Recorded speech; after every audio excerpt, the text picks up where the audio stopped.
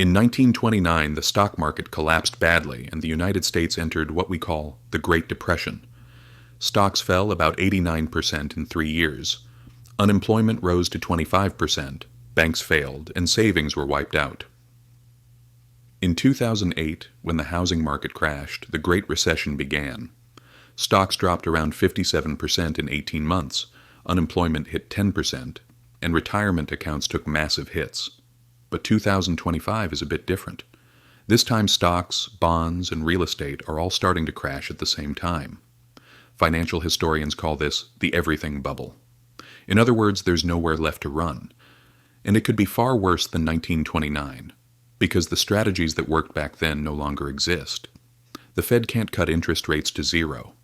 They're already extremely low. It can't print money again because it has done that many times recently and inflation exploded. The government is buried under $36 trillion of debt. It simply can't bail everyone out. Today, 3 major problems are hitting simultaneously. First problem: stocks. The S&P 500 is trading at almost twice its historical average, and this valuation is concentrated in just 7 megatech companies we all know: Apple, Microsoft, Nvidia, Amazon, Google, Meta, and Tesla. If even one of these 7 falls, the entire market could go down with it.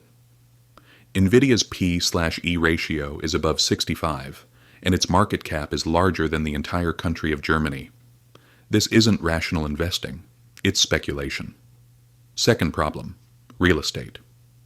Home prices are 50% above long-term trends. In 2008, that number was only 35%. Commercial real estate is even worse. Offices are empty, and loans are too expensive to repay. Bank losses and chain reaction bankruptcies are coming. Third problem: bonds. Even bonds, traditionally the safest haven, are starting to collapse. U.S. debt has reached $36 trillion.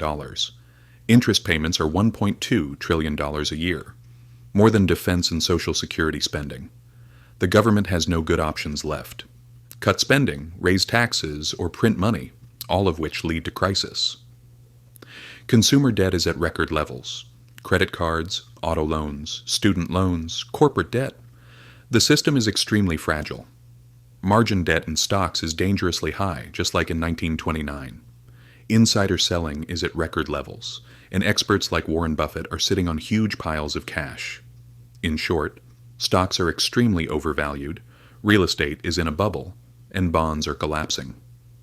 Banks are fragile, consumer debt is at all-time highs, and the government's ability to intervene is very limited.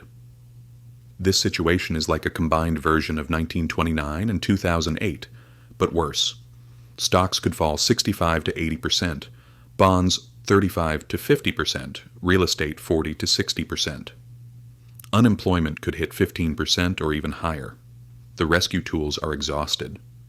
To sum it up, this isn't a correction. It's a major financial meltdown where everything crashes at once.